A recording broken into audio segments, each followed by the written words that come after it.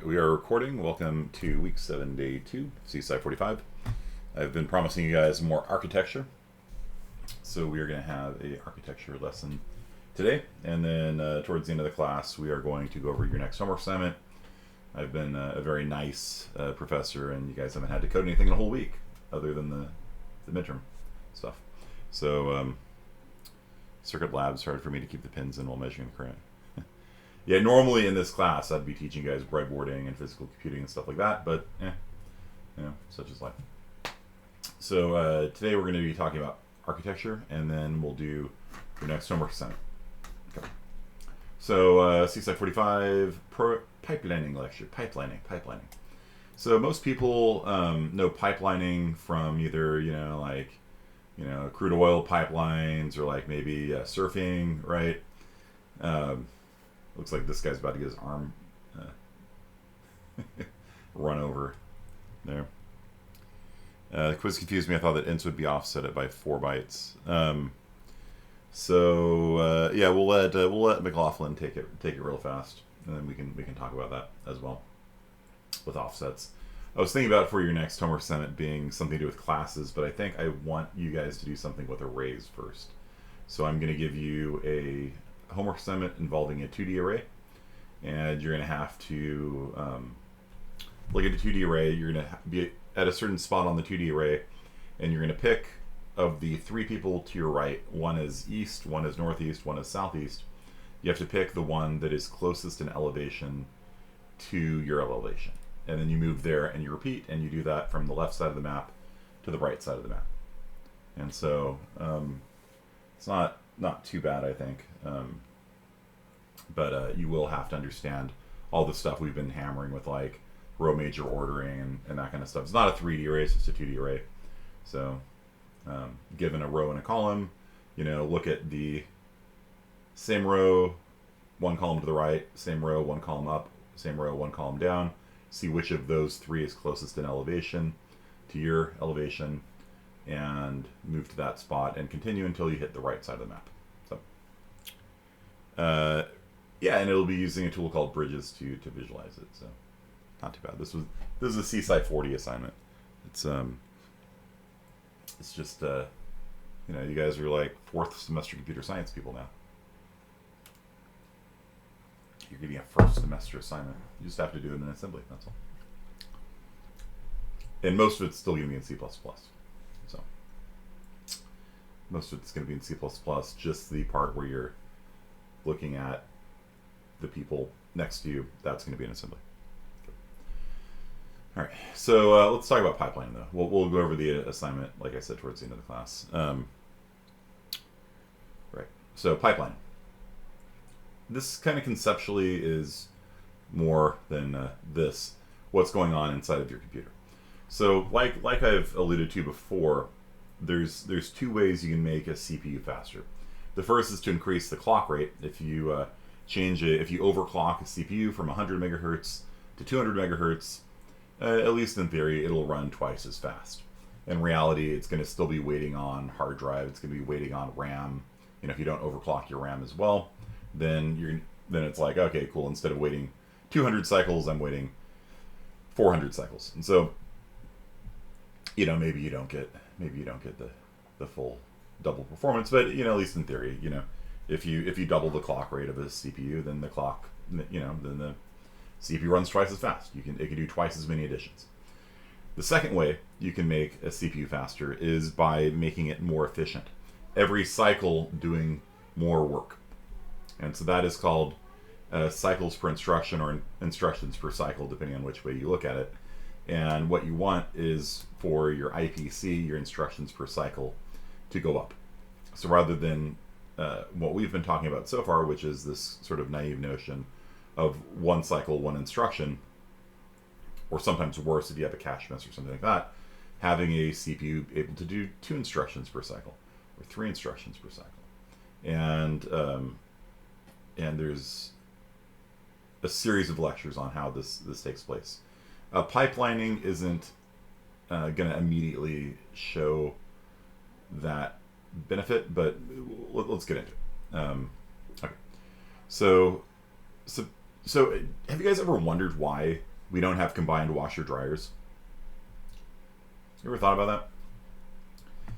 You know, when I was in Ireland in 2017, listening to the traditional Irish music, I spent a week there mostly going to pubs and listening to trad music. Dad,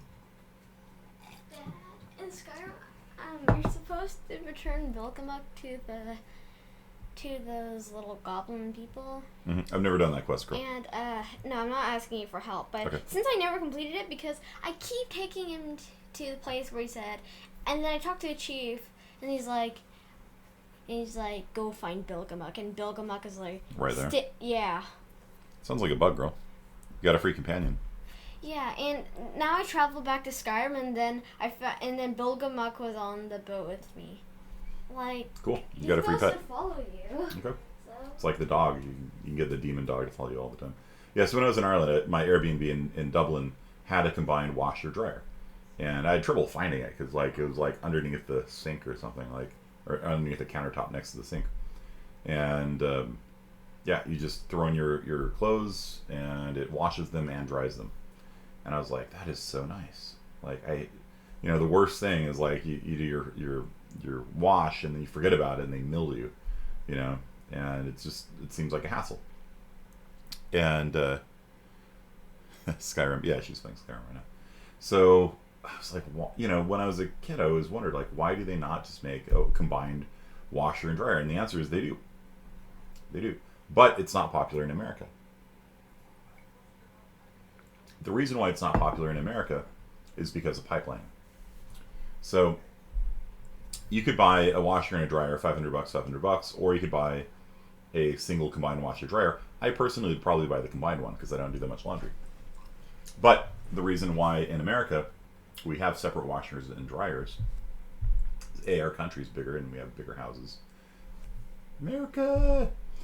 It's partly the reason. You don't have to, this thing in Dublin was, I don't know, this big. Like it was not a large capacity machine, and it fit underneath the sink in the kitchen.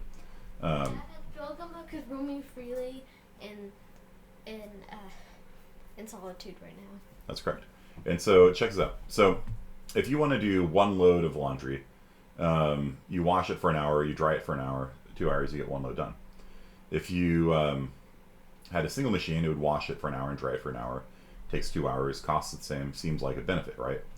And if you're only doing a single load of laundry, it is. Like, this is actually a better investment if you are only doing one load of laundry. However, in America, especially if there's large families and things like that, then you often do multiple loads of laundry at the same time. And that's why these things are not popular in America, because oftentimes people do multiple loads at the same time. So check it out if you have 2 loads, right? If you have 1 load of laundry, it's the same.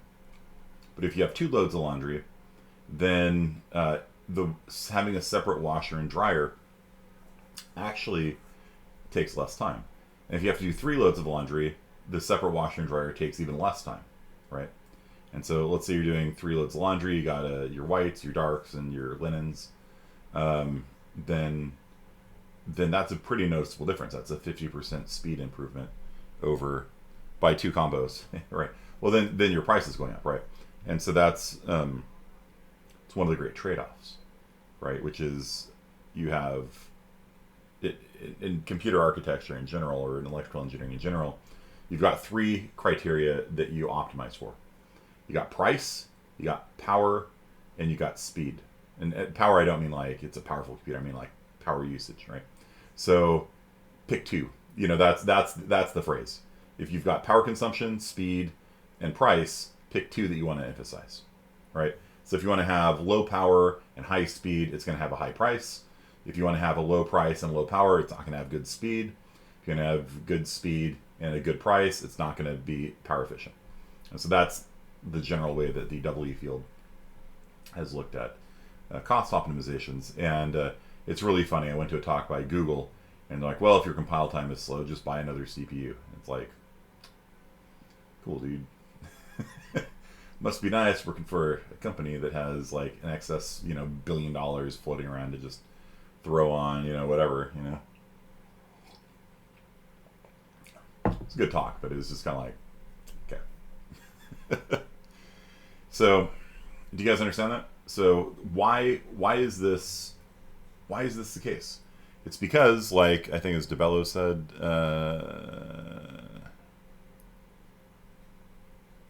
Alan said, you can have one load in the wash while another load is drying, right? So you're actually processing two instructions at the same time. Does that make sense?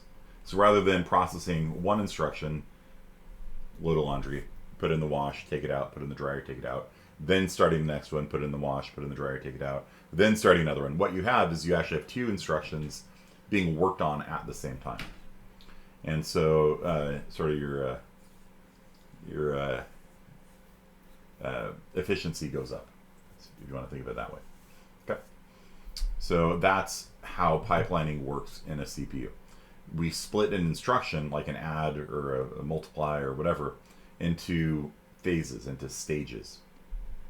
And they go into a pipeline inside of the CPU. And then you can have multiple instructions kind of being worked on at the same time. So rather than one instruction kind of going all the way through and finishing, and then starting another one and finishing, you have multiple instructions all kind of being processed at the same time. And if we have three stages, it gets even more efficient. So let's add a folding stage in, right? So again, this doesn't help with just one load, right? Do you guys see that? Like if you're only doing like one load of laundry, it's actually kind of annoying, right? You do the wash and you come back an hour later, you toss it in the dryer, you come back an hour later, you do the folding. You know, I used to not have a washer dryer when I lived in San Francisco. At one of the places I lived in San Francisco, we didn't have a washing machine in the house. And so there was a laundromat across the street, and so I'd have to get all my clothes and put it into a laundry bag and haul it like Santa across the street, and then wash it, and then I go back to my house and then set a timer, and then 45 minutes later I go back and put it in the dryer, then I go back and I set a timer, and it was just like it eats up like a good chunk of your afternoon because you can't really get any work done because 45 minutes is enough time to really get any work done. And so it's just kind of a pain. I would actually prefer a combo machine in that case. But if you're going to do three loads of laundry, well then you can have the washer going and the dryer going and the folding machine going at the same time, and it works out to be almost twice as fast. You guys see that? So if you've got three loads of laundry, it's almost twice as fast. Okay. And so here it is graphically, right? So you could either do wash, dry, fold. Wash, dry, fold is like the combo machine, right? Wash, dry, fold, wash, dry, fold. So this would be 12 cycles. You guys understand like the analogy here? Like each one of these is like a cycle. Clock goes high, clock goes low, clock goes high, clock goes low. Cycle, cycle, cycle, cycle, cycle, cycle. So rather than doing all of A, then once A finishes, doing all of B. Once that finishes, doing all of C. So that finishes, doing all of D. Instead, you can have the washer and the dryer and the folding machine all going at the same time. If you can keep your pipeline full, then the amount of time it takes to do laundry is shortened. And you can see the website that I stole this from down below. So, does this analogy make sense to you guys? Like, do you understand how this saves time?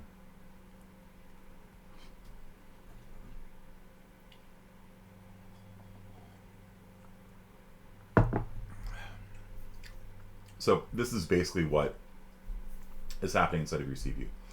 Your basic pipeline, the most basic pipeline in a CPU is just three stages like this.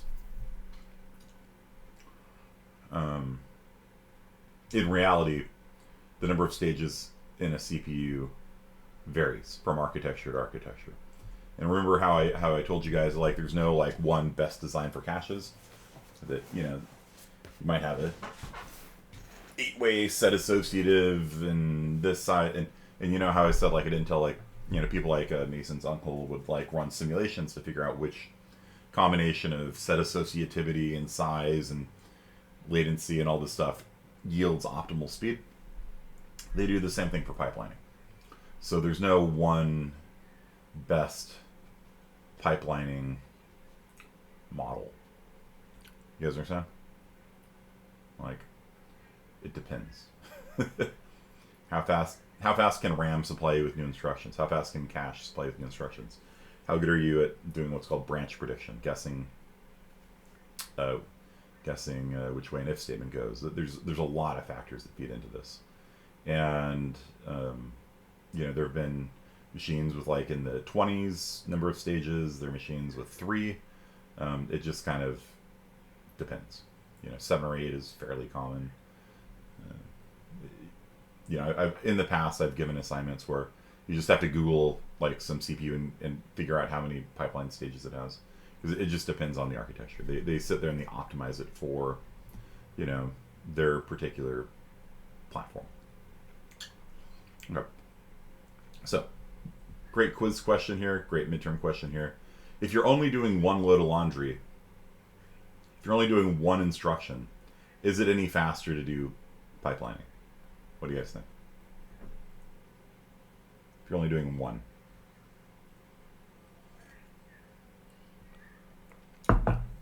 One load of laundry isn't any faster. In fact, it's probably going to be a little bit slower, honestly, because sometimes there's pipeline stages that aren't always used. Like, for example, the barrel shifter. You know how you do the hashtag LSL2 to do a free shift, the free shift? That's actually a pipeline stage. And if you're not shifting anything, nothing happens in that pipeline stage. So technically, if you wanted to really optimize your CPU to run exactly one instruction quickly, it would probably be faster without a pipeline, right? But as it turns out, this may come as a shock to you guys. Programs usually have more than one instruction in it, so it's usually a net win. Yeah. Usually it's more than just one instruction in a program. I know, right? Add. We're done. Okay, cool. Let's go. Probably some of the programs written back in the 40s might have been that simple, right? Like, I don't know. Like when they were computing like artillery tables, like probably some of them could boil down to just like maybe one. Maybe. Nah, probably not. Gotta be. Like if you're going to do a square root or something, that's kind of expensive. Yeah. Like a calculator, like if you're going to do a calculator, I don't know. You probably don't need pipelining if you've got like a hand calculator, 4 times 5 equals 20. Okay. All right. So what you get though is throughput. Okay. So in other words, in the same amount of time, you get more work done. Does that make sense? So in the same amount of time, this one did, I don't know, 2 or so instructions, 3-ish. I don't know if the scale doesn't really look exact. But whatever, we did 4 in the time it took this one to do 2, even though I think it's scaled down slightly. So you get more instructions done in the same amount of time. Okay. So it's like why they do an assembly line, right? So my third grade, all the best programs use punch cards. Yeah. Well, back even before punch cards, right? They would hand wire stuff. So you'd have like a adder. And so you take a wire and plug into the A input and plug into the B input, and then the output of it would come out here, and you'd plug that into a multiplier, and yeah, like you would program it by literally just wiring up the different blocks together. So, and logic gates, stuff like that, yeah. And it was all women too. Like the earliest computers were almost all programmed by women. So different today. Computer science was actually probably dominated by women up until, maybe not dominated. Well, it was dominated by women in like the earliest days. Like the programmers were all women, and then through like about the 70s, it was about probably an even split. And then since the 70s, the number of women in computer science went down to about 7 to 10%, if I recall right, and now it's up to about 23%, something like that. And shout out to the homie Ada Lovelace, yeah, that I named my daughter after. Right? But it's really interesting because like computer science is actually the second highest in terms of women percentage-wise. out of all the engineering fields. So it's like a big deal. It's the kind of thing that computer science professors talk about all the time. It's like, how do we make computer science more welcoming to women?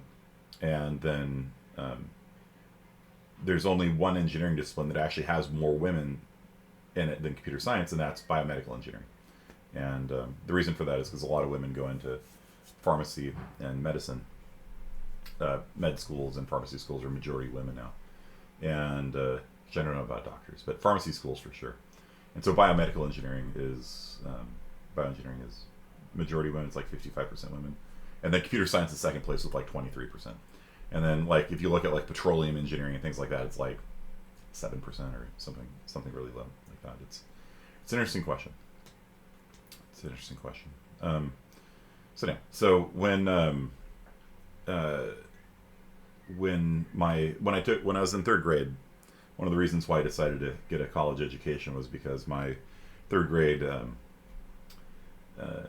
elementary school teacher told me about the kinds of jobs you get if you don't have a college education. I'm like, man, those sound terrible.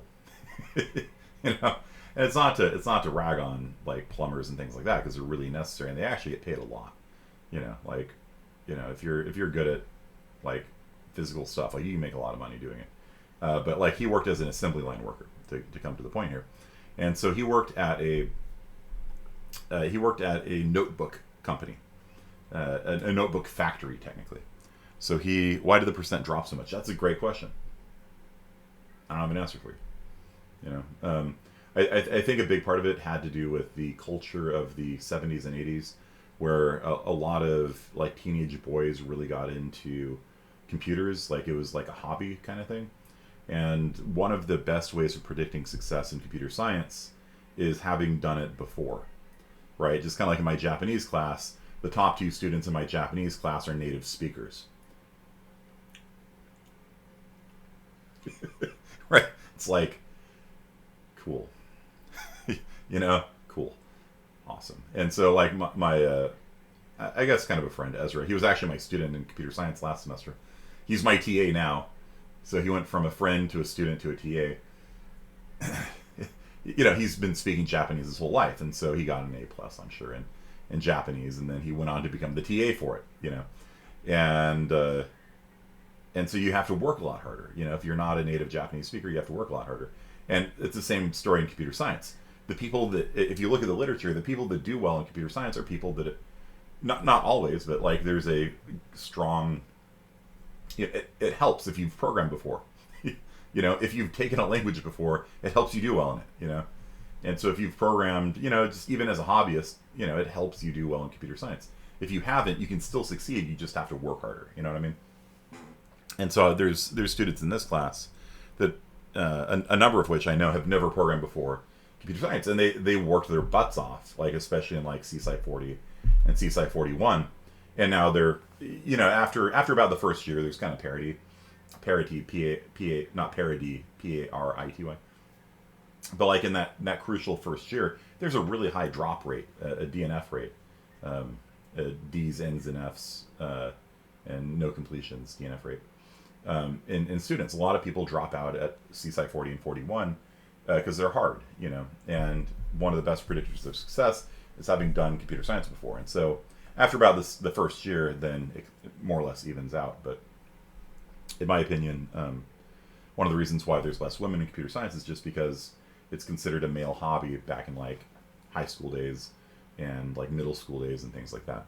There's a lot more guys that are just like, I want to become a hacker for whatever reason, you know.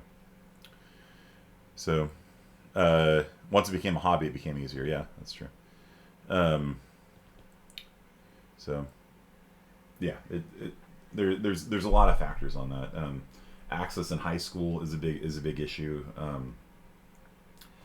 If you've done programming in high school, it makes college programming easier, right? Because if you already understand how like if statements and for loops and things like that work, then you know it's like, okay, maybe you didn't learn C++, but you still have the concepts in place, you know, and then it's a lot easier. Like I took programming in middle school. I actually deliberately went to a middle school in the ghetto. Like it was not a nice neighborhood at all. Like I deliberately chose that middle school because it was like one of 2 middle schools in San Diego County that taught programming at the middle school level. And I knew even from that age what I wanted to do. And so I was bused across San Diego County to an area where like my science teacher got shot and, you know, other unpleasant things happened there. But I learned to program. I took 2 years of computer science in middle school, you know, and that's something that most people don't do and don't have the opportunity to do. And so like one of the things that I think would be really important is getting more earlier access available to programming and encouraging more people to just take it and see if they like it. You know? Yeah, most high schools, even to this day, the NSF has been pushing more high school computer science for 20 years now, something like that. They had a goal of training 30,000 high school teachers as programmers, and it failed. It failed badly. Why? Because computer science is hard. And so, like at one high school I worked at, they had the chemistry teacher teaching AP computer science. He didn't know how to program. Like, how do you teach AP computer science if you don't know how to program? You know, like, how's that?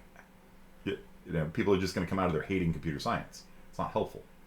You know, and so you might say, well, get more computer science people to teach. Yeah, no, because most people aren't morons like me. When you're a good computer science person, you go to work for Chase Manhattan, making $180,000 out of college. You don't go teach at a high school for, you know, peanuts, right? So it's a big complicated issue, you know. So you know, like when I got my job here, they didn't apply any of my years of experience to my experience pay scale, right? Because we get paid here based on our years of experience. And so if I was in IS and teaching Java programming and game development, which I do in IS, but if I was hired as IS, all those years of experience would have made it like a $20,000 a year difference or whatever it is in my pay. But because I'm computer science, it doesn't count. Only academic experience counts for computer science. And so none of your life experience counts. And so it becomes a problem hiring people, you know. So it's a big complicated issue. It's a big complicated issue. And schools have a hard time competing against, you know, businesses, because there's a big demand for programmers. IS stands for Information Systems. So sort of it's part of the business department, which has never made sense to me. Just kind of like we're part of the math department, which I mean it makes sense, but like it doesn't make sense, you know, because like historically we come from math, and IS comes from business. But like nowadays, you could take Java programming in IS, or you take C++ programming from me, and it's like we're completely different departments. We don't talk to each other. We don't coordinate at all. What topics do you go? Nope. I mean, I know Brent, the IS guy here, and we get along fine. But it's like they got their program, we got our program, and it's like, even though we both teach programming, it's completely different because it's business versus math. And yeah, there's a lot about this world that is, I mean, if you understand the history of it, it makes sense, but it still doesn't make any sense whatsoever. You know? Clovis High School added CSI 1, gave it to 2 math teachers. It was a literal train wreck. Yeah, that's the problem. So it's a big problem. You know? And I don't have any easy answers for you. Maybe you guys are the answer.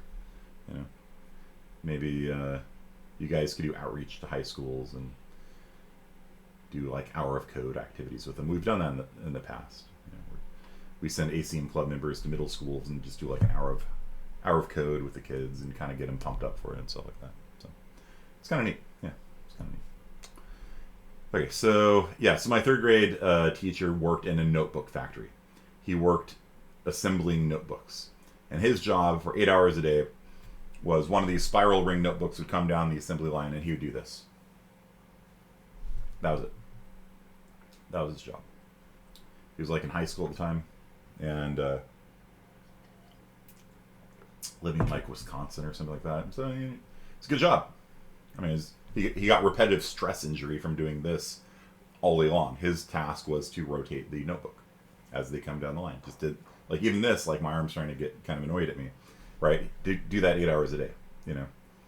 And so, but the reason why they have assembly lines is because it is more, you get more efficiency, you get more throughput, you get more notebooks, you get more instructions, right? Processed per day if you have it set up as an assembly line. It's boring as hell, and it's, you know, you're going to get, you know, shoulder injuries and things like that from doing the same action over and over again. But the reason why factories are set up that way is for maximum throughput. It doesn't make making one notebook faster, but it makes your factory makes a lot more notebooks in a day when you break it down step by step like that. Okay. So you guys kind of understand the benefits of that. Like, it doesn't make one instruction faster, but it makes kind of, you get more work done, right, in the same amount of time. Sounds like a good quiz question or midterm question to me. All right, so nope, can't do this. We're not in person. Sucks for you. Wave to each other on Discord. There you go. Hopefully, yeah, the pandemic's going down right now. They're saying educators are going to get vaccinated in March. So March is like 4 days away. So see how that goes. So hopefully, maybe in fall, maybe we'll be back. I don't know. We've got it set up right now so we could do either online or in person. So we'll kind of we're gonna see. Heard by April anyone can get it. That's the plan. Yeah, February went by fast. I know, right? I know. I'm kind of the pacing in 41 has definitely been slower this semester, just because I'm really trying to make sure that students are getting the core concepts. But in this class, we've been going faster, kind of because I've moved all the programming up to the front and not done any projects. So you guys are actually ahead, kind of. I don't know. All right, so the classic RISC pipeline. So remember how I said that classically there's like a 3-stage pipeline? This is what's used in like computer architecture books. In reality, like even the Raspberry Pi, which is a really basic, you know, machine, has an 8-stage pipeline, right? But the 3 that we'll use in this class is fetch, decode, and execute. So fetch means that the washing machine, right? The first phase, the washing machine, in our analogy, it grabs the next instruction from cache. Do you guys remember how there's an instruction cache, a little L1 instruction cache that holds ideally your entire program in it? You know, ideally your program will fit within 16K or whatever. For bigger programs, it's going to hold the hot parts of your program.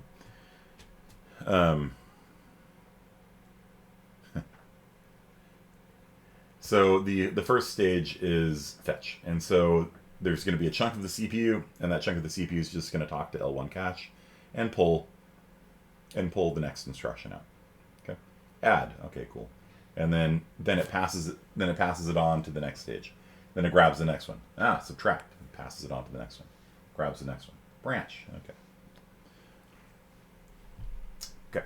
So decode is figure out what it means. And so when I looked at it and said add, it technically doesn't know that it's an add yet, right? So when you fetch it, you're just reading a bit pattern, 11001111. You're just reading 32 bits from. Remember, register 15 holds the next. It has the address of the next instruction that will run. So the fetch thing looks at register 15 and goes to that address in memory and grabs it from ideally cache. It grabs it and then it passes it on to the decode phase. The decode phase looks at it, 0110. Oh, that's an add. And okay. And then it's going to add R0, R0, R1. Okay, cool. And so it figures out the command and what registers, or, oh, that's a flexi parameter. That means -42. And so that's the part where it goes from ones and zeros into knowing it's an add, it's a subtract, it's a multiply, something like that. Are you guys with me? And so if you ever look at the program on disk, right, it's just, you know, octal dump, a.out, right? It's just, you know, you can't read it. But the CPU can. This is octal, not binary, but you know, the CPU will look and be like, oh, well, that's clearly a multiply instruction or something, you know. And it says multiply R2, R2, R3. All right, cool, you know. So that's the point at which it goes from zeros and ones into knowing what command actually runs. And then it executes it. So decode says, all right, this is an add, writing R0, R0, and R1, and then the execute command, the execute phase will actually take the value in R0, take the value in R1, add them together, and put the result into R0. In reality, that's actually going to be probably different chunks of the pipeline, right? So, but this is the classic three-phase, three-stage pipeline that you'll see in like architecture books and things like that, just because it's 3 is simpler than 8. You know what I mean? Like, if you teach the actual pipeline, it gets a bit more complicated. So, like I said, I used to give homework assignments. Don't worry about that for now. Maybe I'll do that on Tuesday or something. But it's actually pretty hard. It's actually pretty hard to figure out how many stages of a pipeline different chips have, because it's oftentimes not even published, right? Intel has a pretty good documentation website called Intel Arc, and caps lock's on. No, okay. And so Arc is a really nice site, but most companies don't have the same kind of documentation that Intel has. So let's go to Intel Core. Let's go to 7th i7. No, not 11th generation. Let's see, 7th generation. Nope, not you either. 7th generation.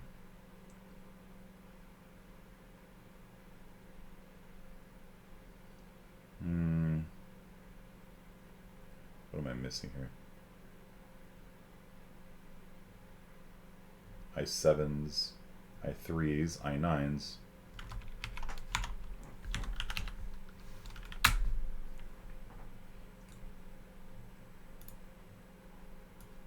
Search.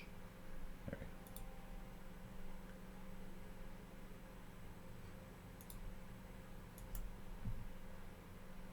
It vanishes. What does it vanish? It's like, oh, it's hidden underneath my face. That's fine. Okay. So I have a 7900X, but I didn't see 7th generation i9 on that list. So I don't know what's going on here. So here we go. Here's my CPU. So it has been discontinued, so Dolio can mock my pain. Again, it's a 14 nanometer process, which it's not much better now. Dolio, it's like Intel. It's like kind of stalled there. 10 cores, 20. We'll talk about this. What hyper-threading means. One of my professors at UCSD, Dean Tolson, was one of the guys that helped invent that. Base frequency, it's got a turbo frequency, which means it can overclock a single core. So that's very useful for gaming. So it can make one core run faster, and that's very useful for gaming because games are often single-threaded.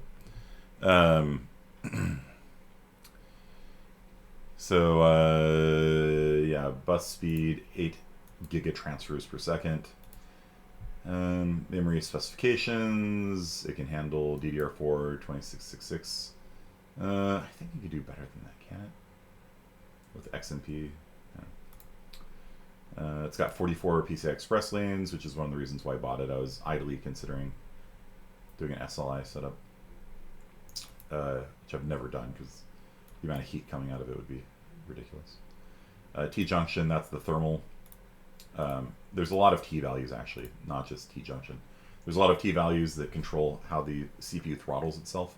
So when it starts overheating, there's different T values where it'll start downclocking itself, trying to keep itself from melting. It only lists one of them. Optane memory, whatever. Boost, hyper-threading, yes. Virtualization, yes, like all of them do these days. AVX 512, talk about this later. Speed step, it allows itself to dynamically underclock and overclock itself. It has the new AES instructions and execute disable bit, which allows you to turn off chunks of your memory from being executed, which stops buffer overflows and things like that. Notice how nowhere within here does it say how many pipeline stages there are, right?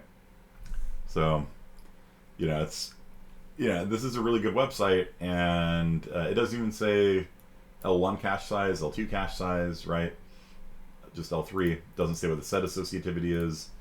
And so you need to start like digging into, really, you have to, nah. Right. And so the point is that like actually pulling that information oftentimes like involves going to like a forum and finding like on Tom's Hardware, hey, does anyone know how many pipeline stages of whatever CPU you're looking for has? And the reason why I do that is because that's what I had to do when I was in college. In both my junior level architecture class and my graduate level architecture class, a lot of our assignments were just like trying to actually figure out what was actually inside of a CPU. It's surprisingly difficult. Even though they're documented, like they don't, like the things you're interested in oftentimes aren't there. Why wouldn't they put the numbers there though? I don't know. Like you can, it's common knowledge, right? Like, I can run CPU ID and CPZ and find out all those numbers, right? Like I get, it's not a secret, right? But Intel wants you to log in. I don't know if let's see here. Does it have pipeline stages on here? Here's the caching information. I don't think it has. It's the set associativity.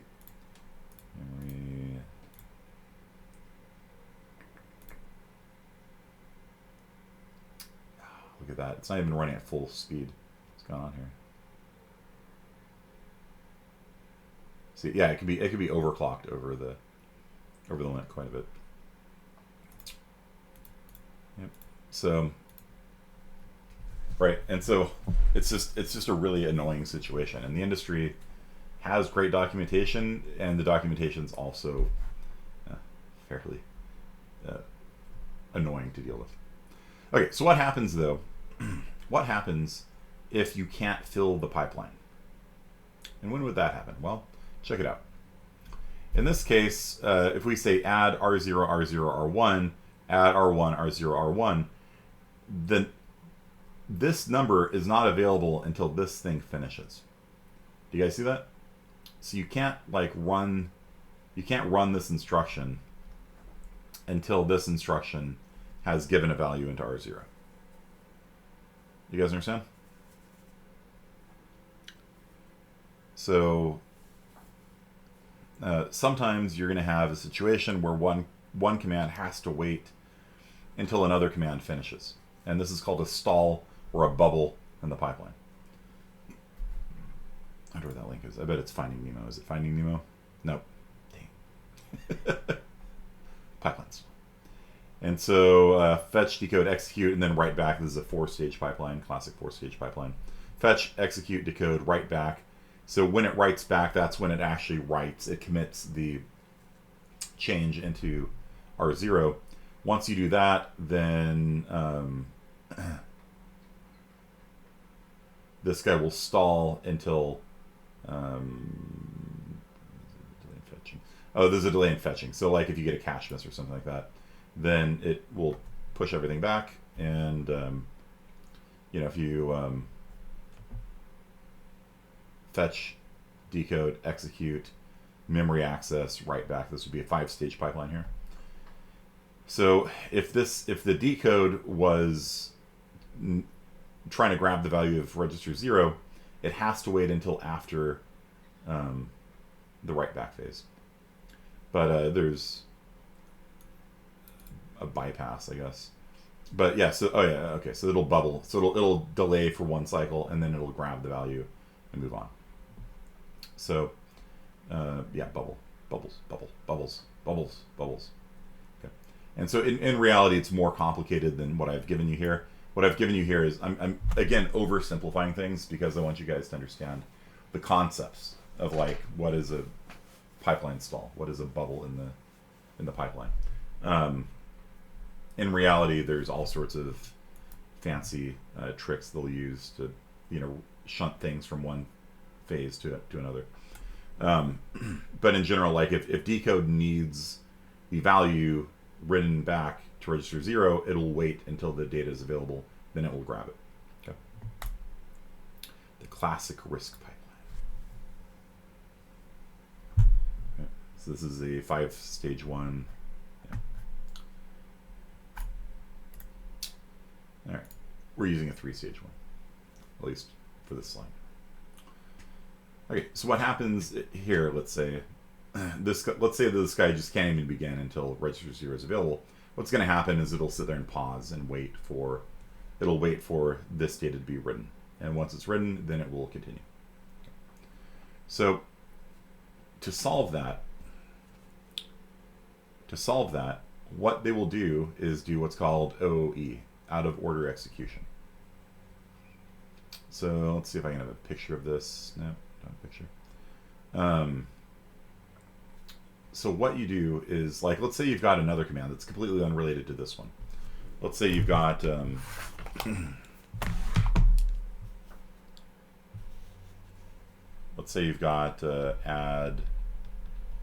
R7 to R7. It's just going to double R7. When a CPU does out of order execution, it'll actually look at a window of commands. So it'll have like all the upcoming, like, maybe 200 commands, you know, in a window, and that it looks at, and it's like, okay, this is going to stall, so we can just move this instruction into that hole, and then maybe we have another one that's like add R8, you know, together. It's going to double R8, and that's like, you know, 10 lines down, but nobody else uses or reads or writes to R8.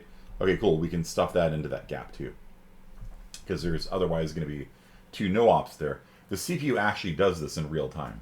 So the CPU is actually moving instructions around in real time. You'll never notice the difference because it knows not to break things, right? So if you're going to write to R7, it won't read from it until the write's done, and vice versa. Like if you have a number of things that all use R0 and R1, they'll come out in the same order. But if you've got some instructions that are, you know, not dependent on the other ones, it'll shuffle them into those holes. And it does that to keep the pipeline full. So there's a lot of really smart people that have worked on this problem for, you know, about 50 years now, about how to keep the pipeline full. And there's a lot of very clever approaches to that.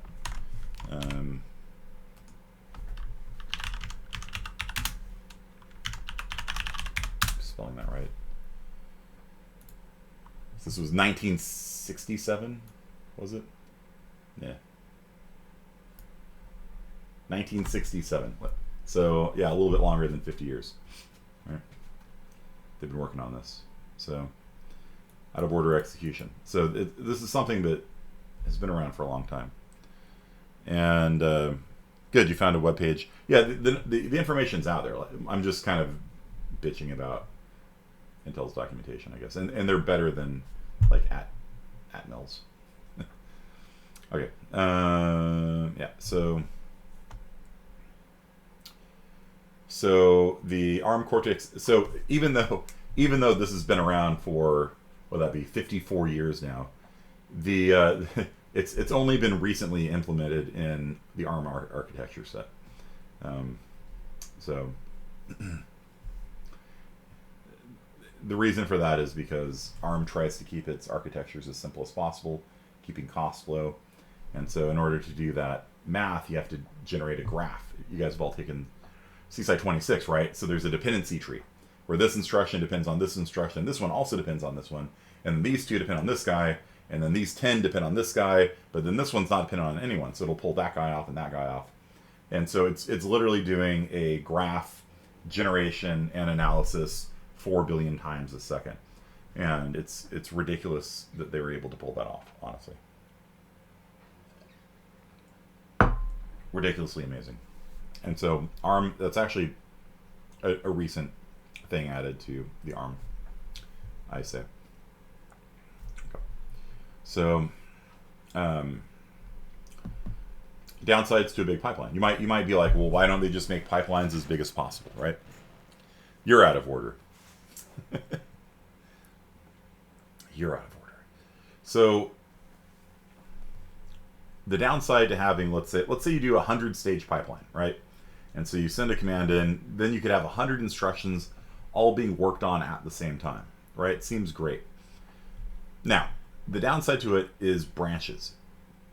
So earlier in the semester, you asked me, what is the cost of a branch? And I said it's complicated. This is why it's complicated.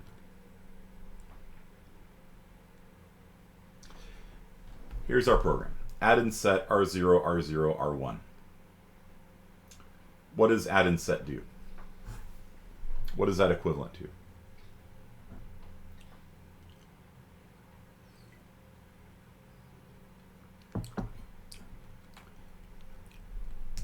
Adds R0 to R1 and sets equal to 0? No, it doesn't set it to 0.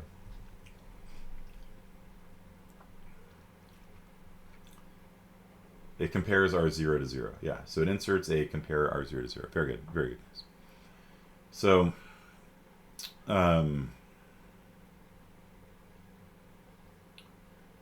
which branch is going to be taken? Remember, the first phase of our 3-stage pipeline is called fetch.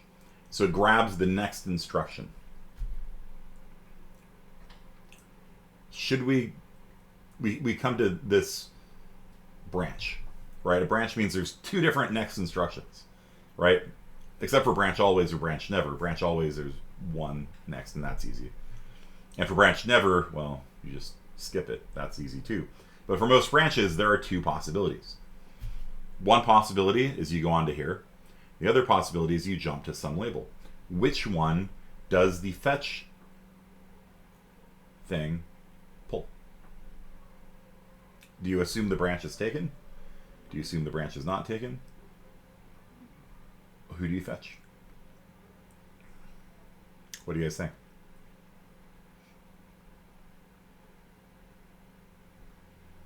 Is it going to assume that it's taken? Is it going to...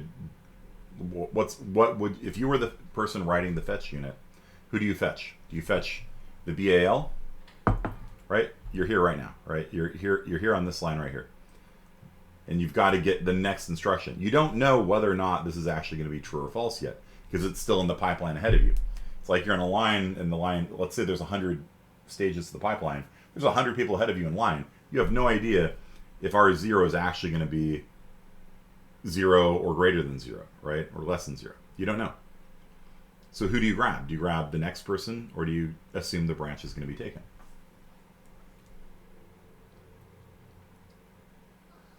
You just have to guess and then roll back if you guess wrong. But which one? Which one do you guess? You're right, they do guess. That's exactly what they do. They do guess, and they do roll back if they guess wrong. It's called poisoning. The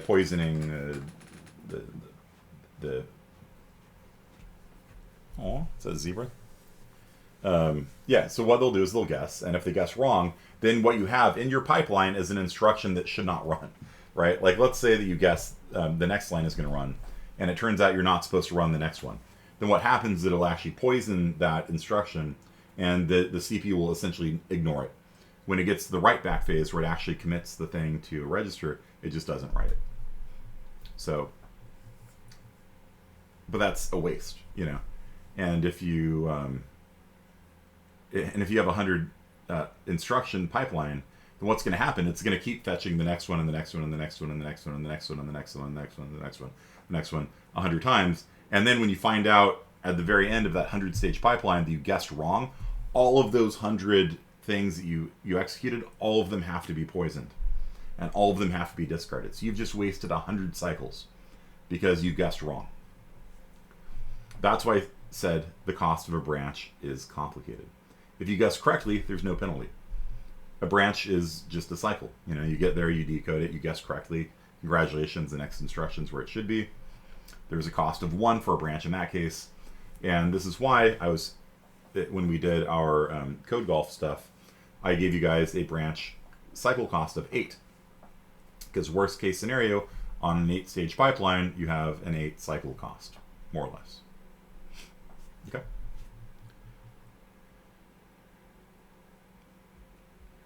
Do you guys understand? That's why I said calculating the cost of a branch is complicated. And so when I was doing code golf with you guys, I was using worst case scenario. Worst case scenario is the branch predictor guesses wrong. There's something called a branch predictor in the CPU that guesses which way is going to be taken. And I was penalized. I made a cost of branches equal to guessing wrong, basically. Okay. And in fact, a very good way of optimizing a lot of your code is to eliminate as many branches as possible. Because imagine that your branch predictor goes this way, and then there's another branch. Now you've got two more possibilities, and then that's got a branch. And what happens is that your branch predictor oftentimes will not be able to predict correctly if you have a branch to a branch to a branch to a branch, because there's an exponential number of 2 to the n, right? If you have 5 branches, you have 2, 4, 8, 16, 32 possibilities. The branch predictor is probably not going to get the right one.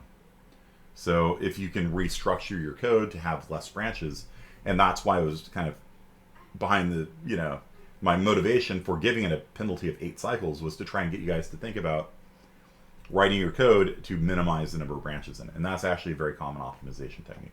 I read a blog entry yesterday about a guy rewriting his ray tracer to just have less branches in it. And it was like a 10% speed increase or something like that. Same code, he just rewrote it so that there were less branches. Does that make sense? So the branch predictor will guess, and branch predictors are a very, very interesting thing to study. The simplest branch predictor would be flip a coin, right? We get to this line here, flip a coin, guess either we're going to go this way or we're going to go that way, right? But no, in reality, the simplest branch predictors do this. Is the label above me or is the label below me? Why would that matter? Why would it matter? Let's say we've got some code here. So we got some code here. Top. We got a label up here, and we're going to compare, R4, R5, and we're going to branch if greater than to bottom. Bottom down here. And we got the inside of our loop here, and then we got a branch to top. Why does it matter if the label is above us in this case, or if the label is below us in this case? Why?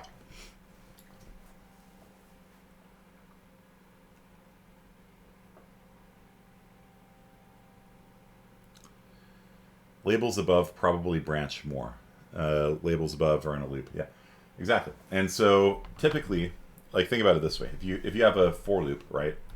For int I equals 0, I is less than 1,000,000, I plus plus, and you have some code in here.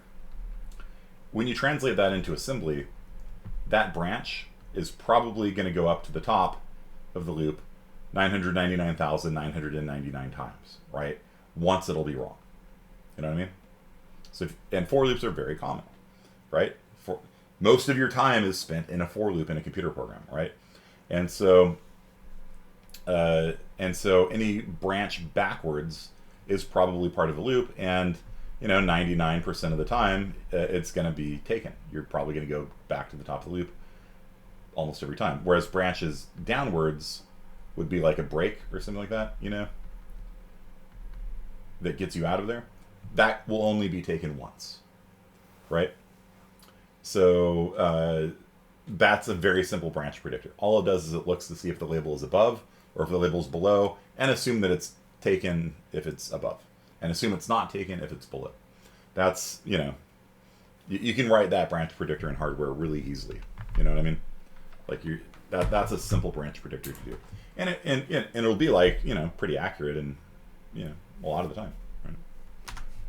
Now, if you want to start talking about complicated branch predictors, Intel now does a neural net. It now runs a neural net, or maybe that's AMD. Yeah, maybe it's AMD. they have deep learning or whatever the buzzword is, right? Um, that actually looks at the pattern of your code and uses an AI to guess whether or not the branch should be taken or not. Other systems will actually use memory, so it'll actually write down maybe just one bit. It'll write down, was this branch taken the last time I saw it, or was it not? And it'll guess that way will be taken again. And so that would be like a 1-bit branch predictor that has 1 bit of memory that just remembers the last time it was taken. That's going to be kind of bad though, because the last time in a for loop you go out of it, right? So you're going to get a miss the first time you go back into it the next time. And so they'll use like 2-bit branch predictors where they like, okay, 3/4 of the time it's taken, half the time, you know. And so and then branch predictors just get more like they'll essentially, you can think of them as just writing down, okay, well, most of the time this one is not taken, so we're going to guess it's not going to be taken, you know. And Zen 2, yeah, I think that sounds right to me. I think it was AMD that did that. So they have a neural net running inside of the CPU guessing, because because this is a painful penalty, right? Like on a Pentium Pro, they had like a 20 step stage pipeline. Pentium Pro pipeline depth.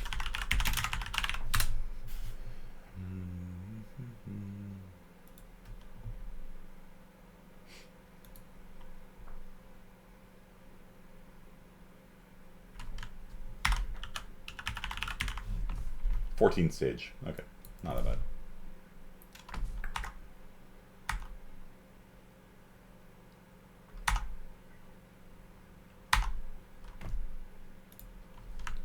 Yeah, Prescott 30 stages. Yeah, and so the deeper your pipeline, the bigger the penalty of a branch predictor miss. You guys understand? That's why you don't just have like 1,000 stage pipeline, right? At that point, also you'd have a lot of latency. You know, the amount of time it takes for just an instruction to go through 1,000 cycles to come out the other side is going to be enormous, right? Prescott Pentium port 30, 31. Okay, yeah. And so these are numbers that go up sometimes, they go down sometimes. The better your branch predictor, the deeper the pipeline you can make, because if you have a really, really good branch predictor that is right almost every time, then you never have to poison your pipeline, right? And so, but if you do guess wrong, then you've got 30 instructions queued up that are all wrong, and you have to poison all of them and just discard them when they come out of the pipeline. And you've wasted 30 cycles. And so, yeah. And so, not having as many branches, like, and again, this is why I was trying to teach you this way. Not having as many branches not only makes your code faster, because you know there's possibly a penalty if it doesn't guess correctly, but it also makes the branch predictor more accurate, because the less branches it has to keep track of, the more accurate it can be. Because if you have like branch to a branch to a branch to a branch to a branch to a branch to a branch, you've got an exponential number of outcomes, 2 to the n number of outcomes, and the odds of it missing are going to start getting to be pretty high, right? So you can kind of make life easier for the branch predictor by having less of them. Okay. So, yeah. So my nemesis in high school did research on branch prediction. So I've never been fond of the term. You want a nemesis? I'm being sarcastic, but I submitted a entry into what is now called the Intel Talent Search. Back in the day, it was the Westinghouse competition, where high school seniors do research projects and submit. And so I wrote a fuzzy logic AI system for virtual reality worlds, which I thought was pretty cool. I worked with a professor at UCSD and submitted a paper to it, and I didn't even get past the first phase, which kind of annoyed me, right? And then later on in the year, 3 high school students from the same high school in San Diego, La Jolla High School, which is one of the best high schools in San Diego, 3 of them not only got to the final phase in the Intel Talent Search, or the Westinghouse as it was called back then, but one of them, Elaine Yu, won, and the other ones were like 3rd and 4th place as well. It was like 1st, 2nd, and 4th or something like that. And so they had their pictures in the newspaper and all this stuff. And one of them, his name was Franz Boas, named after his grandfather, who was the famous anthropologist, also known as Franz Boas. And I ran into him at UCSD because he did his research. He was also at UCSD as a high school senior. We were part of what's called the Early Admissions Honors Program, where as a high school senior, you could take classes at UC San Diego. And I saw him in the Price Center at lunch. I'm like, hey, are you Franz Boas? He's like, yeah. I'm like, hey, do you mind if I hang out with you for a bit? He's like, sure. And so we ate lunch together, and I asked him about his project. He's like, oh, I did it on branch prediction. I'm like, what's branch prediction? He's like, oh, you don't know what branch prediction is. And I was like, screw you, dude. No, I didn't say that, but I thought it. That's why he's my nemesis. Nothing more than that. Because I'm just curious. I'm like, I don't know, dude. I'm a high school senior. I don't know this stuff. Branch prediction's taught in 4th semester. Whatever. So after I told that story, Mason, the head of the ACM, actually looked up Franz Boas and found out that he's a cardiologist now. He I think went to Harvard, got a degree in computer science, then went to medical school after that, and has written software for like processing cardiac imaging. And so, good on him. Good on him.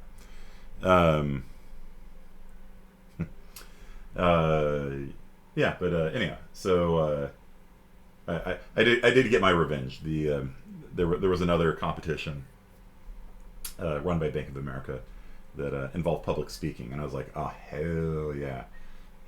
So Elaine Yu, who was the one that came in first place in the Intel Talent Search, she was at it as well, and so in speech and debate, I ended up winning that one. I came in first in San Diego County on that, and my friend who was in drama club with me in high school, she won. There was 2 different categories. One was for STEM majors, one was for humanities majors.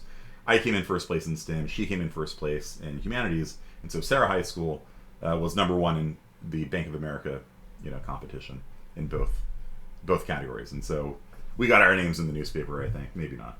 Maybe in our local newspaper. I don't know. But that was my revenge and comeuppance, because STEM people can't talk no good.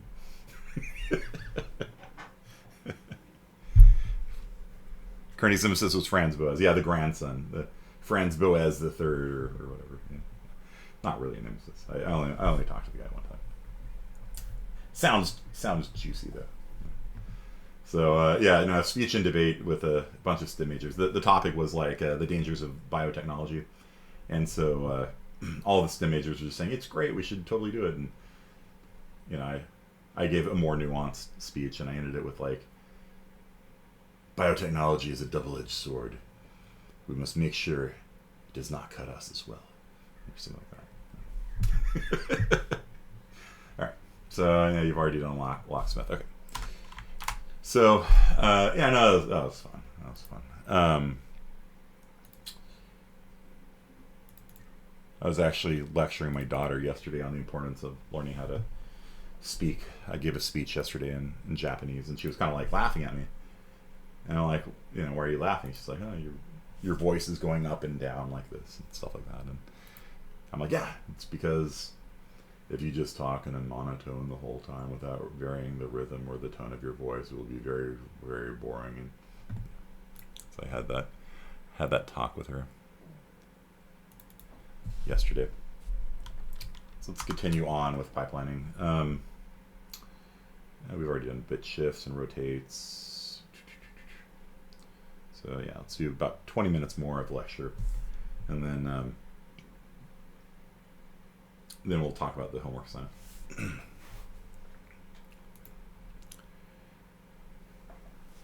Your philosophy professor, what was that, Rivera?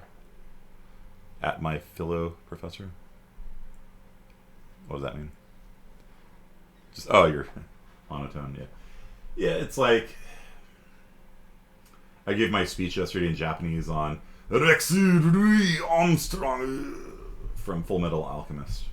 He's this giant dude with muscles that, for whatever reason, just rips his shirt off all the time. And so I gave a speech on him yesterday. And so I was kind of doing that, like, kind of thing. And it was just kind of like laughing at me. I'm like, yeah, dude, you gotta get the interest of your audience, So oratory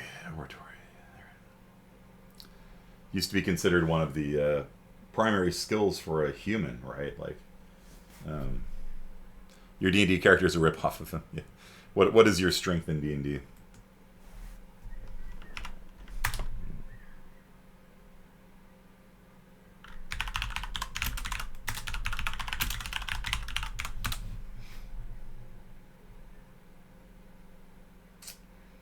What's it called?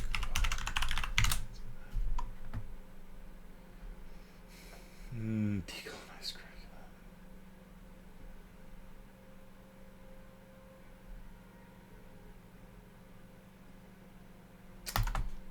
Yeah, I don't remember the exact term for it, but basically, rhetoric was something that was considered essential that every person had to study.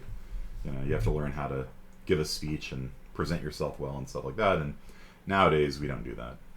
I used to teach in my computer science classes, but we have a pandemic, so it's not really doable in this day. 26 strength, yeah, that sounds about right. Ancient Armstrong family technique. Palms out, yeah. Show your palms, people. Stuff like that. So, good posture, T-pose. No. Okay. All right. So let's continue on pipelining. So out of order means that the CPU can take the instructions that are coming down the pipeline and shuffle them. Not randomly, but in such a way that it will try to minimize the number of stalls that you get in the pipeline. So it looks kind of like this. You got your program, and you might have like an add and an add and an add, and so basically what it will do is, let's say you have a loop, right? So this loops back up to here, this loops back up to here. You can see it's actually like copying and pasting that code several times because it's a loop, and it's going to guess the backwards jumps are going to happen. And so you can see the backwards jumps happen several times, and then the red one appears a couple times. And so it's going to actually generate a bigger instruction stream from the smaller one because it's going to guess that the loops are taken. And then what it's going to do, it's going to come through here. and if you have a loop, if you have a copy and paste, you have the same register being used, but oftentimes it's actually a different register, right? So like if you have add R0, R0, R1, like let's say you load from an array, you add 1 to it, and you write it back. And that's all taking place in register 0. If you copy and paste that a bunch of times, it looks like you're reading and writing to register 0 over and over again, and so you would get a pipeline stall. And so what will happen is something called register renaming, which we'll talk about later. But basically the upshot of it is if you've got these false dependencies, like it reads into register 0, updates it by 1, writes it back. If you do that like 50 times in a row, you actually don't need them all to be in register 0. You can have the first one be register 0, and the next one be register 1, and the next one be register 2, and you just find an available register, and then they don't have to wait on each other because they're all reading and writing to different chunks of memory. So they could just use different registers and all be put into the pipeline at the same time. Then what happens is it generates a graph in real time.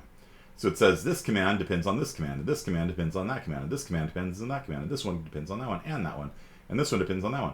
And so it in real time generates a graph. CSI 26, very important to computer science majors, in this case computer engineering majors, because graphs are everywhere in computer science.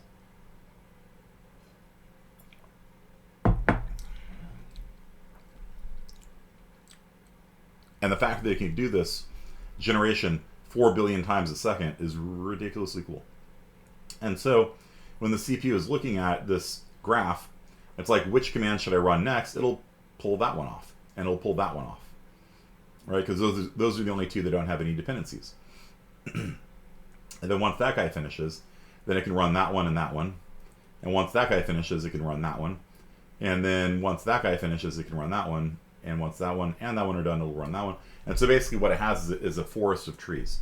And so this is a graph, and this is a graph. So it's actually got a bunch of different graphs, and it can pull the first node off of all the graphs, and then once they're done, then there's a new root to the tree, and it'll pull those roots off, and it keeps doing that. And that's how it figures out who to run next. That's how, or out of order OOE.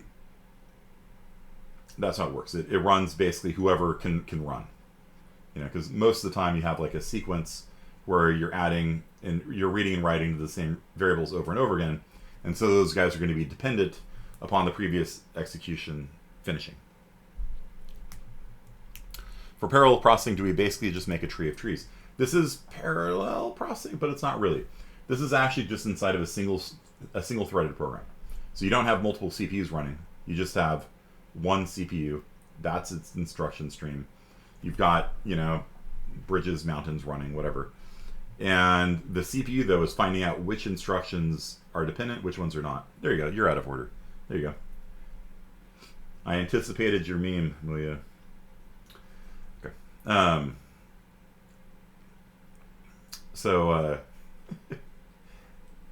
Let's see. Yeah, so in this case, do you guys see how none of these instructions are dependent upon each other?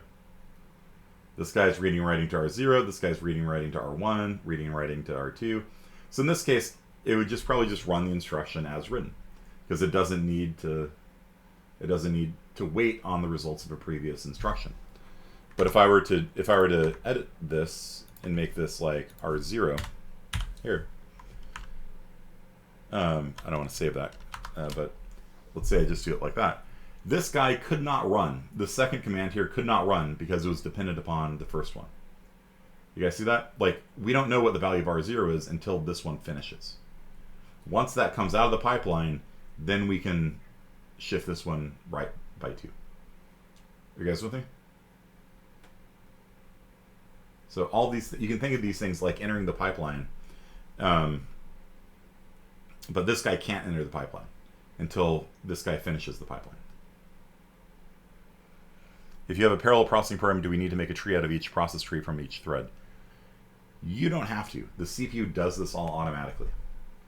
This thing here is generated by the CPU in real time, and it pops things off the tree in real time. This is completely invisible to you. Even if you run it in GDB, you will not see commands running out of order. You will not see any, you will have no evidence at all that any of this stuff is happening. Even if you run it in a debugger, it will not appear. It will not be visible to you. So if you're a CPU architect, then yeah. Tree out of each process tree. Yeah, so each CPU will have this itself. Okay. So each CPU core, technically. Each core of a CPU is doing this. And as it looks at the upcoming window of like 100, 200, whatever instructions, it will generate a graph in real time to figure out what it can run. And so if we were looking at this one, the graph would look like, here, let's make it a little more interesting. So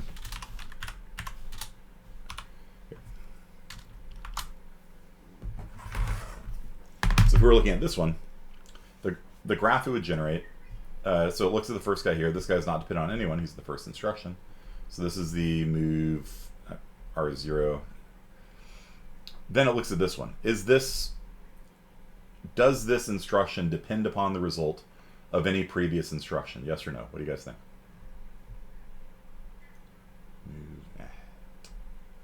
Move. Dang it. Yes, it does. And so it will say, okay, smarty pants, you need the results of this guy to be done. So it's going to have the move R1, R0, and it depends upon that guy. What about this instruction here? Does this depend upon the results of any previous instruction? Yes, it does. And so the CPU will do this: move R2, R1. You're dependent upon that one. What about this guy here? Since the economy is probably about to crash, do you think the price of computer hardware is going to go up? I don't know, dude. The events of the last 6 months or so, as far as like availability of chips and things like that, it's, I don't know. I don't know what to tell you. Eventually, more capacity is going to come online, in my opinion.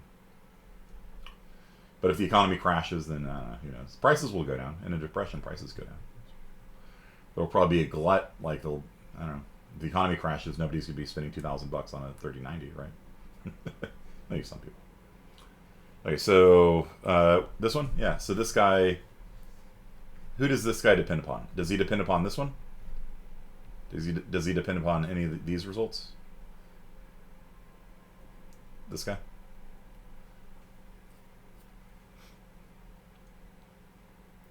What do you guys think?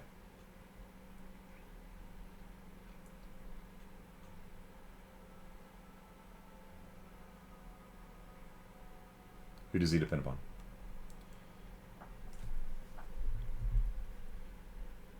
There's a lot of students that are on Discord right now that are just not answering anything.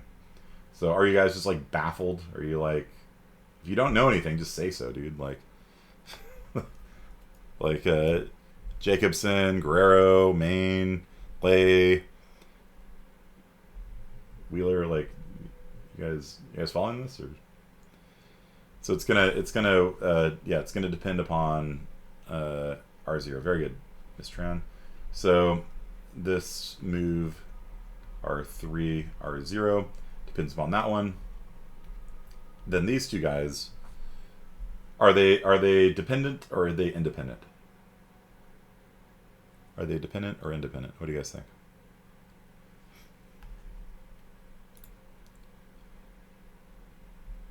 Good. Jacobson, Guerrero, Alphavong, Singh. Thank you, sirs.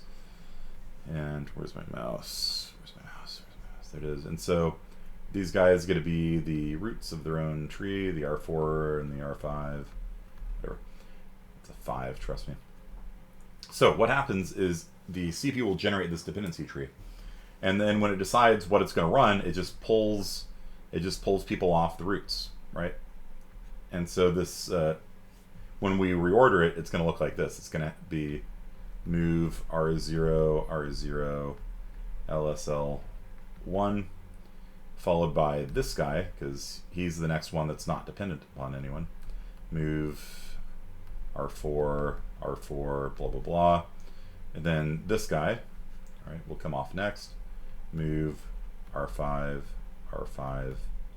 It's a 5, I promise. LSL 5. Then what?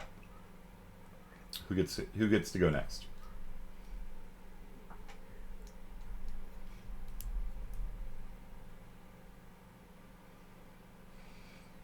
Who gets to go next? Well, so we have to wait, right? If this is an 8 cycle, delay, like if we have like an 8 cycle delay, then there's going to be, effectively, there's going to be a no-op and a no-op. 1, 2, 3, 4, 5, 6, 7, 8. Maybe we count this guy. 1, 2, 3, 4, 5, 6, 7. Yeah, sure. And now that this guy is done and processed and R0 has been written to, and these guys are about to be finished as well, but we don't care about them because nobody cares about them. Then we can finally do this command here. Nope, sorry, this command here. And so it will do a move R1, R0. So it'll do this one. Then it will do this one. Can it do this one yet? Can it do the R2, R1 yet?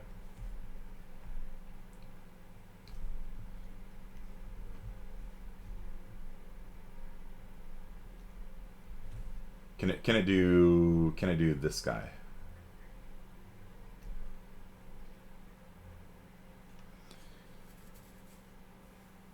It can't, because look, we're writing to R1.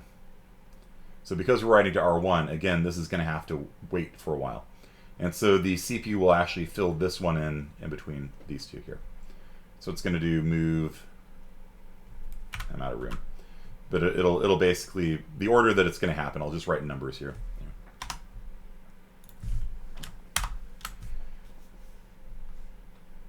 First, second, third.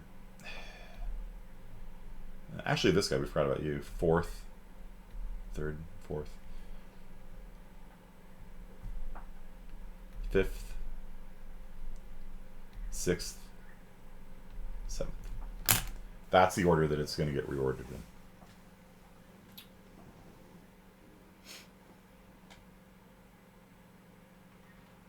You guys understand?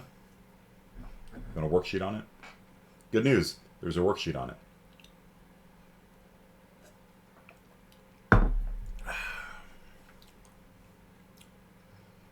I might actually convert it into a Canvas quiz. That way that'll just grade automatically because I hate grading things by hand. It's a pain in the ass. Have to read Muya's 2s that are 9s. Kidding. Why is the compare before the move R1, R2, 0? 2. This guy, the first command that runs, is going to be writing to R0, right? So that, like if we have an 8-cycle delay, we have an 8-cycle pipeline, let's say. And again, this is all very architecture dependent. It could be 30, it could be 3, you know. There could be bypasses that make it even shorter too, maybe. It really depends. And so whenever I do a worksheet, I'm just going to tell you it's going to be, this is how many cycles you have to wait.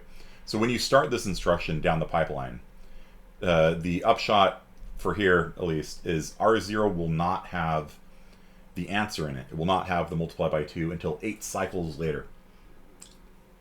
And so if we didn't do anything about it, and we just waited for R0 to become available, you see how we're reading from R0. This is called a read after write. A read after write. Right? It's also a WWE event. So we're reading R0 after we write to it. So that means 8 cycle penalty. Unless we can fill in the gaps. Okay. All right. So if we didn't do out of order execution, what would happen is this guy would run on cycle 1, and this guy would run on cycle 9. You guys see that? And then this guy would have, because this guy is writing to R1, and this guy is reading from R1, then that guy would run on cycle 17. And then this guy, R0's, yeah, it's fine by now. That would be 18, 19, 20, 21. So by cycle 21, all of them are going to be in the pipeline. If you reorder it, then you can have them all enter into the pipeline by cycle 7. Or so. No, that's actually the order, not the cycle number. Let's see. 5. So this would actually be 9, and then this one would be 17. Okay. So the total cost, if we reorder it, would be 17 cycles versus 21 cycles. And so how did we save 4 cycles? What we did was we found 4 people that could be rotated into the holes. So these 4 guys were moved kind of up into here. Actually, not you. These 3 guys were kind of stuffed up into there. And so they're essentially free at that point. So, so basically, that's why these programs look at a really big window. That's why they have like 100 or 200 instructions in the window. So they're like, oh look, 107 instructions later, somebody's reading and writing to register 11. Cool, let's bring him up here and do that one for free, right? So anytime you have a pipeline stall, you can just find instructions that aren't dependent upon anyone and just pull them up and just run them, and you essentially get to run them for free. Because otherwise you're just going to be sitting there waiting for R0 to be done, and this guy would just be like, checking the watch, you know. All right, you know, and so this would create a window. There would normally be like 8 stalls in here. 7 stalls, technically. Whatever, doesn't matter. There would be 8 stalls in there, and so if we could find 8 people that we can just kind of stuff up into there, then your pipeline gets more efficient. Okay. So there's 2 main sources of pipeline stalls. What are they? What are the 2 main sources of pipeline inefficiencies?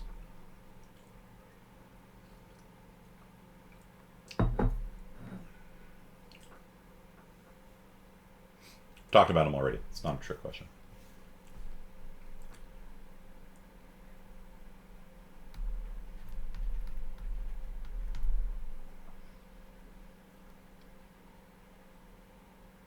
If you do this ourselves for simple programs, can we speed them up? Probably not. unless your CPU does not do reordering. If your CPU does not reorder instructions, then yeah, absolutely. And as a matter of fact,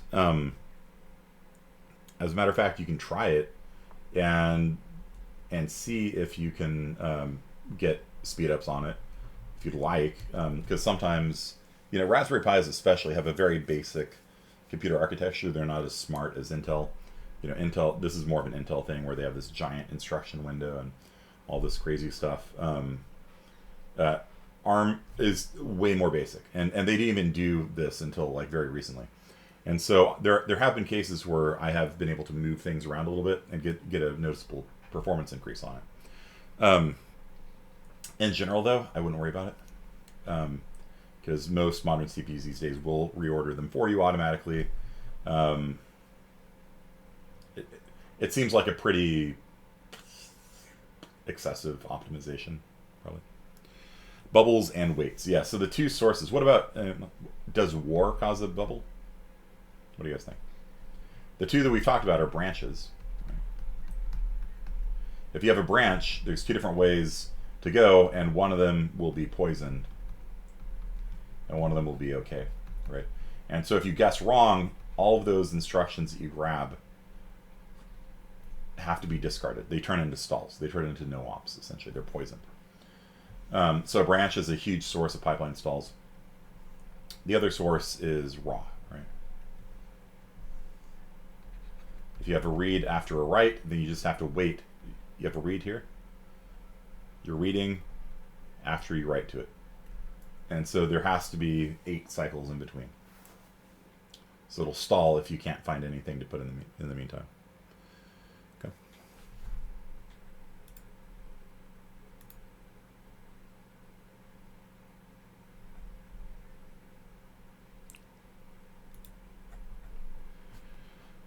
Yeah, they're both stalls. Like, they're both stalls, right? A stall just means the pipeline isn't working. It's a bubble in the pipeline. Like, you got water flowing down the pipeline, and you got this bubble. It's not, you're not carrying water, you know, you're just doing nothing with your piping, you know. So, what about a write after read? Is that a problem? A write after read. Let's say we do a write after read. So let's say we add. Let's clear this. Right, is that a problem? Or what about a read after read? Is that a problem? Write after read. Read after write, we know that's bad, right? What about a wah? Is that bad? What if we do add R1, R0, R0, and then we just do it again? Add R1, R0, R0. Do we need to stall? Or let's not make it R1, that seems kind of pointless. Let's make it R2. Add R1, R0, R0, add R2, R0, R0. Do we need to stall? Do we need to insert any no ops in between that? So we're reading from R0, doubling it, putting it into R1. Then the next instruction, read from R0, double it, put it into R1. Do we need to pause? Nah. It's all good. R0 is still up to date. You do this as many times as you want. So a write after a read after a read, it's okay. It's fine. Doesn't cause any stalls. What about a write after read? What if we're saying now add R0, R0, R0? Is that a problem? Is there going to be a stall on that? No. No stall on that either. But there is one thing about war, right? Which is you can no longer reorder this up here. You guys understand why? So war prevents you from, this is a barrier. Once you have a write after read, you can no longer move this above. Do you understand why? Because if you're doubling R0 before doing this line, then R1's going to get, you know, twice the value that it's supposed to, right? You can't do this first. And so a war is a barrier, kind of. And then same thing for wa, right? A right after a right. So if we we can't reorder that guy. Now what if we say add R0, R5, R5? Do you see that we can't move this guy up here also, because then R0 would be having the wrong value. So a right after a right and a right after a read prevent you from reordering it past that point. But it doesn't cause a stall. What if it was R0, R0, R0? Then it would be a read after right, and then it would stall. So if this was add R0, R0, R0, then this would have an 8 cycle delay in between it, because you'd have to wait for this to finish before you could read the values here. Okay.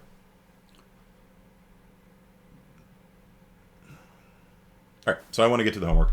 I'll put up a little quiz on it today I did promise you guys I'd go over the quiz. Let's go over the quiz real fast, and then we'll talk about the next homework assignment. I'll put up a little quiz on this to just see if you guys get the conceptual part of it. And then, let's say on Tuesday, I'll put up a worksheet on it. Or maybe I'll do both. I don't know. Because your homework's going to be due on Thursday. All right, week 7, day 1 quiz. Edit.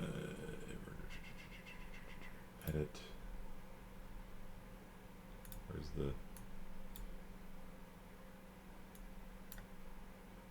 Did it just hide it? Well done, Canvas. All right. So 76% average. Match the code if it is valid C, valid C++, both or neither. So anybody who put down C for any of these things was wrong. There are almost nothing that you can do in C that you can't do in C++. There's some very weird edge cases. Technically, there's something called variable. You can make variable arrays technically in C, but C++ compilers will accept it, so I wouldn't even put that down. By and large, almost anything you write in C will compile in C++. Malloc, that works fine in C++. Just don't expect it to play nicely with stuff, but it's valid C++. Okay, so int x equals 0, both. Yep, you guys got that. Int x equals hello world, neither. That does not compile on either of them. You cannot convert a string to, no, type conflict. For int I equals 0, I is less than 10, I plus plus, semicolon just means empty command, it's fine, you can do that. That's both. This does nothing 10 times. It's a no-op. It's a no-op 10 times. So that will generate 10 no-ops. Unless you have the optimizer turned on, in which case the optimizer will be like, no, we're not doing that. I'll just delete it. Nope, that for loops are perfectly valid C and C++. Range-based for loops are C++ only. Modern C++ also. You should qualify that statement. Modern C++ only. C++ 11 and above only. It is not valid in C. And certainly, I don't know who thought it was C and not C++. That's definitely valid C++. Hashtag define foo to be 42. That is both. You can hashtag define things in C++ and C. Everything you do in C, you can do in C++. Everything you can do, I can do better. I can do everything better than you. No, you can't. Yes, I can. No, I can't. Yes, I can. Classes are C++ only. Structs are the C version of classes. So C++ supports structs, right? And they're the same as classes, except they default to public instead of private. So there are some things you can do in C you can't do in C++, involving like void pointer conversions. There's like some weird edge cases like that you don't need to worry about. By and large, you can take a C program and just compile it in C++, and it works fine. All right, what are the offsets for each of these member variables? Int x, that's going to be 0. Okay, it starts. That's the base of the class. So if you have a Bob variable, the address of Bob is the address of x. There's nothing special about a class. A class is literally just a bunch of variables living together under one roof. The question is alignment. The question is padding. How much wasted space do you have here? And so all ints have to be on a memory address divisible by 4. All doubles have to be on a memory address divisible by 8. All chars have to be on a memory address divisible by 1. All ints 4. So he is at 0. Okay. Y will be at 8 because, not 4, because 4 is not divisible by 8 evenly. Okay. So double Y is not at offset 4, it is at offset 8. Okay. At least on our system. And so, yeah, if you get that one wrong, you get the other ones wrong. So this one's going to be 8 later, so that's on 16. And then this one, you would think would be 17. No, nobody said 17. Interesting. 12, 20, I don't know. No, let's look. Interesting. 16. They thought 16. Interesting. Yeah, so you would think this would be 17, right? Because char W is at 16. That's 1 byte later. Nope. 17 is not evenly divisible by 4. It must be aligned to a 4 byte boundary. So this one will come in at 20. And when you guys do your assembly assignment on classes, which you're not this time, but next time it will be. I'm thinking about having you guys write linked lists using assembly. Then you got to know this. Or at least figure out how to see out, things. Are strings divisible by 8 as well? Depends. What is a string?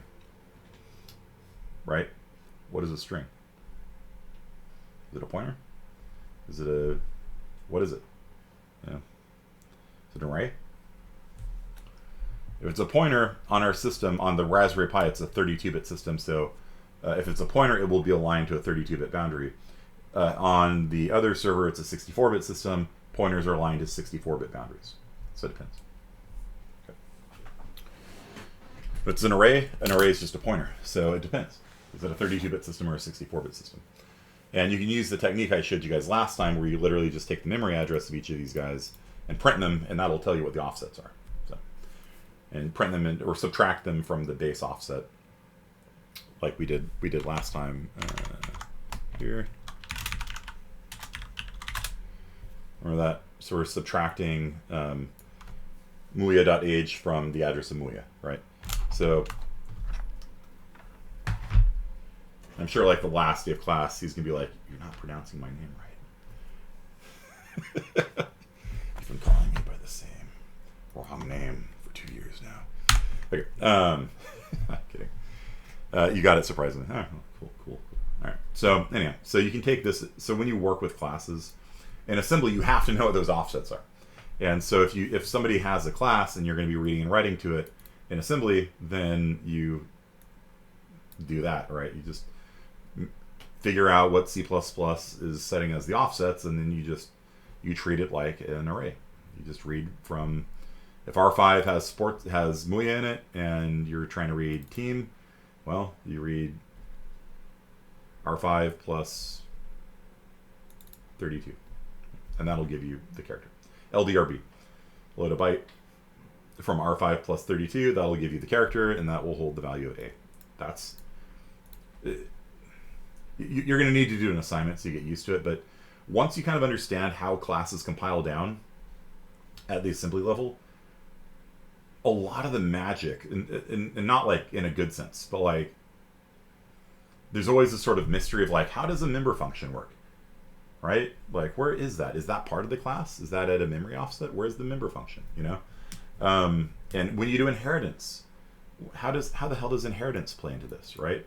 Once you understand how it actually compiles down at the assembly level, like C++ actually makes a lot more sense. And there's things like slicing, where like if you pass like a child to a parent, it discards the child's variables but keeps the parent's ones. All that makes sense once you understand what's actually happening at the assembly level. So, your string from last year's was 24. Yeah, but was it? There's something called small string optimization. So it might be a small string optimization. It might not be. I don't know. In this case, it might not be because it's part of the class and it could change.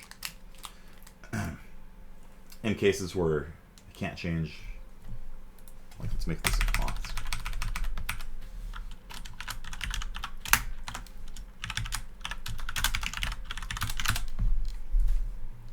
Still 24. Okay. Yeah, I don't think it can do SSO, small string optimization, in a class. I don't know. I'd have to look that up. But there are times where it'll actually just replace this with a character array, so it'd be three bytes instead of 24. So there's. So I said we're not going to worry about strings.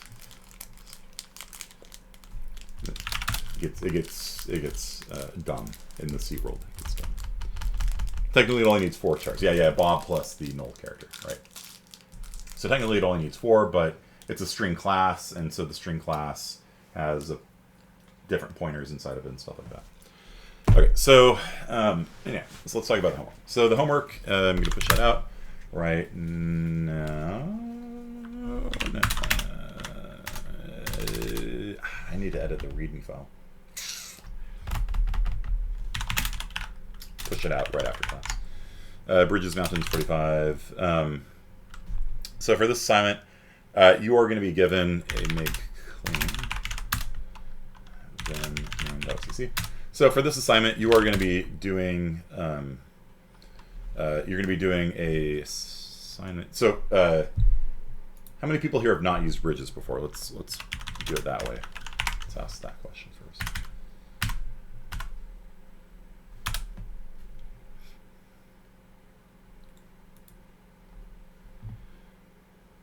Okay, so this is a project called Bridges. It's an NSF project that I've been. The UNCC people have been nice enough to invite me to participate on for the last couple of years. And what it is, it's a way of visualizing data structures. Well, it was originally intended to do data structures. Nowadays, you can do things like games and things like that inside of it. And so mountain paths, gradient, null. Okay, well, let's see, that's not working. I know they were having some problems recently. Let's see if this one will work. There we go. Okay, and so this is a graph, right? And so you as a CSI 26 student or a CSI 41 student could make a graph and then visualize it. And so these are different actors, James Earl Jones, and these are the different movies that James Earl Jones was in. And it's coloring, it's trying to find the closest path from James Earl Jones to Kevin Bacon, right? So his Bacon number is 1, 2, 3, 4, 5, 6. So over here we have Christopher Lee.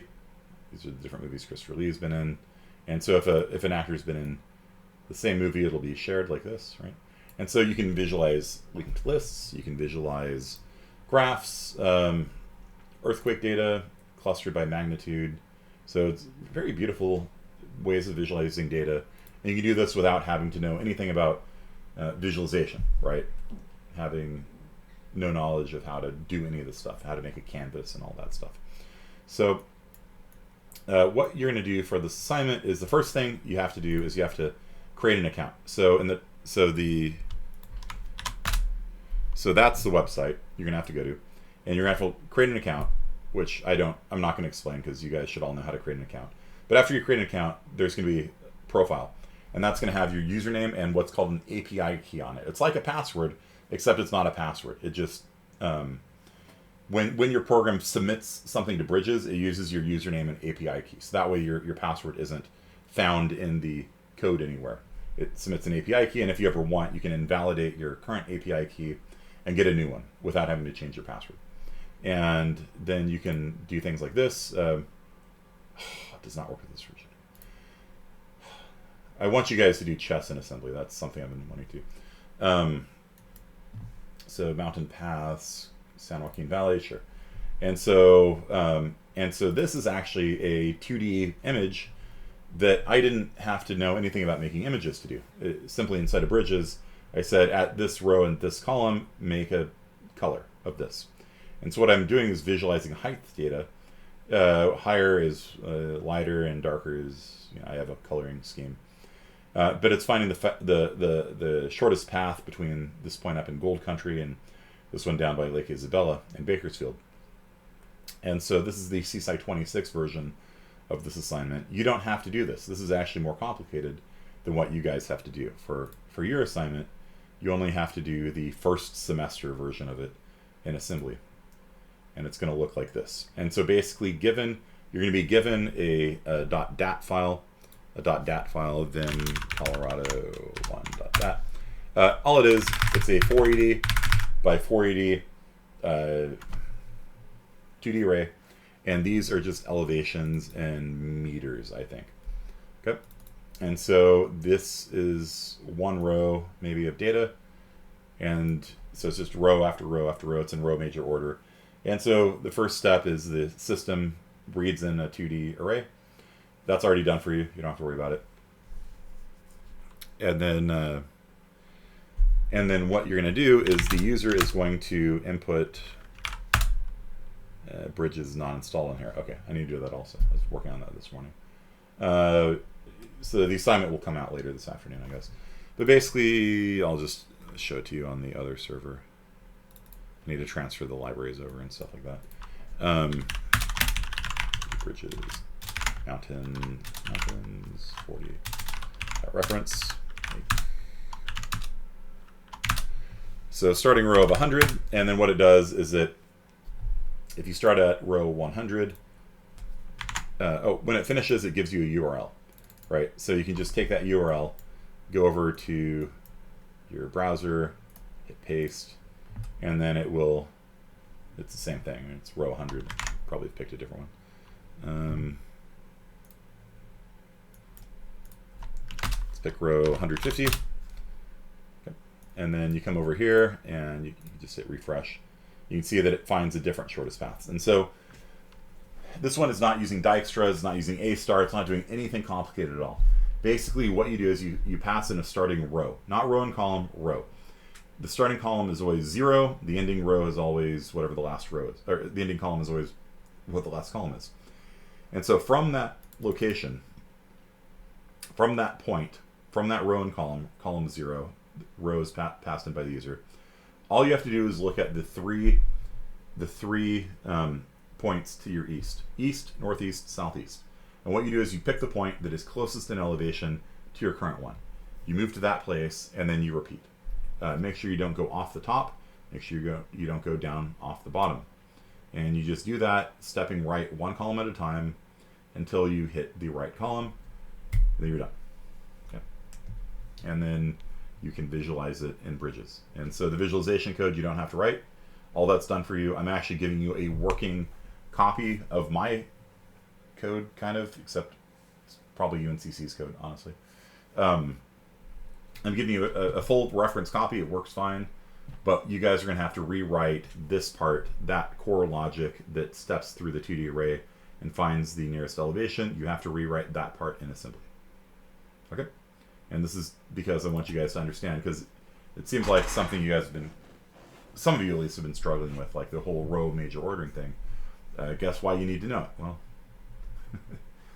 there's no such thing as a 2D array. So you have to, if you're going to pull things out of a 2D array, you have to understand how row major ordering works. So, and what's nice about it is that it will, all the rendering is done for you, all the reading is done for you. I've given you various data files with like the San Joaquin Valley and all this other stuff. All that's done for you. So all you have to do is write the pathfinding code. And it's a greedy algorithm. It's a greedy pathfinding algorithm. It's not even Dijkstra's. You don't have to push and pop onto a heap, and because that would be kind of annoying to do in assembly. You know what I mean? Like you got to maintain a queue and a priority queue and a hash. Nah, no, none of that. All you have to do is, given an X and a Y location, a row and a column, look at my row, column +1, my row +1, column +1, my row -1, column +1. Which one of those has a value closest to mine? Move there. That's it. Make sure you don't go off the top. Make sure you don't go off the bottom. Okay? Easy? Probably not easy. See you later. Are you allowed to use C++ functions, such as what? What kind of C++ function? All the bridges stuff is in C++. The C++ code is going to be calling your code. But what, like a print? Is there a C function for clamping? There is, yeah. There is. I don't see why not. It seems fine. Call any standard library function you want. This is called clamp. Yeah. Stood clamp, sure. Feel free, name mingling might cause you trouble, so feel free to make an extern C, wrapper around it. It's fine. Any standard library function is fine. Sure. I don't know if it's C, but you can make an extern C and then call myclamp, and then you understand extern C, myclamp takes in these parameters, and then you pass them to Actually, it's called a reference. If you want to make your own clamp in C++, that's fine. I don't care.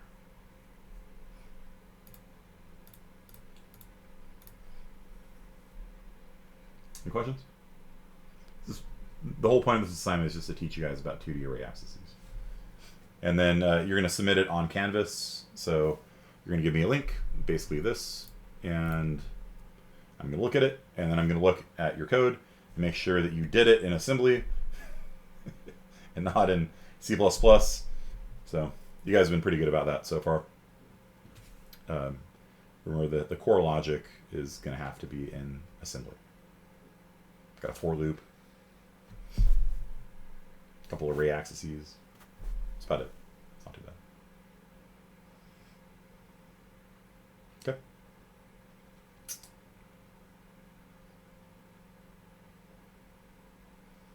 Terrified?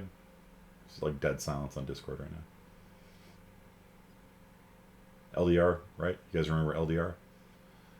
Bridges. It's nice, dude, because this will visualize the output of your code. Yeah. I'm giving you a working bridges assignment, yeah. And all the code does is it sets the elevation to -1, I believe.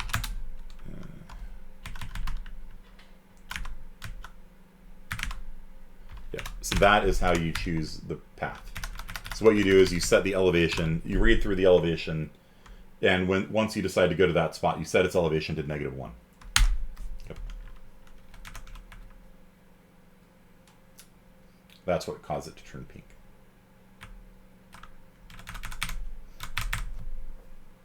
So make sure you do that after you've pulled the value out of it. Right.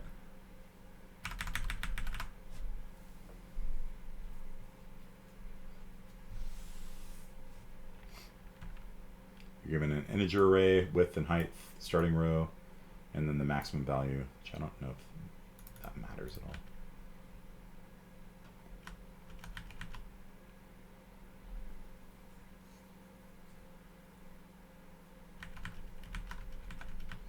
This is their code. I think when I wrote it, it was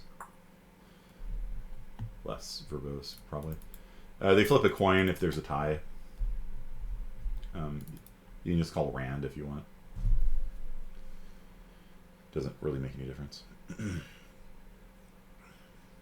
Will we have to do any of the bridges stuff in assembly? No. Nope, just this function. So once you've computed the next spot, then you set the current spot's elevation to -1. Just put -1 into a variable, store into the current address. That's it. This is a lot. It's actually a lot more verbose than it needs to be. You can actually write this code. You can write this code fairly compactly. Just this function. Yeah, all you have to do is write this function. The rest of it, all the bridges stuff, you don't even have to touch. You basically won't even know that you're in bridges, except. You have to go on, log on the website if you've never done it before, get a username, get an API key, and you're going to punch it in here. Damn it, that's my API. No, that's the old one. It doesn't matter. Who cares? So, yeah, you're going to punch in your username and your API key there, and then, damn it, no, that's the new one. Damn it, I'm going to have to invalidate my API key again. All right. Oh, so here's my username and API key. Submit visualizations for me real fast. Going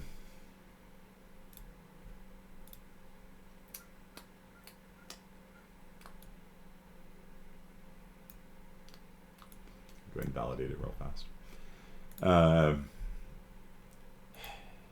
Okay, got a new API key now. So this is no longer, you can no longer give me the hacks with that. So, yeah, punching your username, punching your API key. The code has a line that says static assert false that stops your code from compiling. So you can't even compile your code until you've punched in your API key and username and deleted that line. Okay? So that's just in there to remind you to enter it. Type in any project ID you want. It doesn't matter. That's just how it classifies it on the website. On the website, you can see that you've got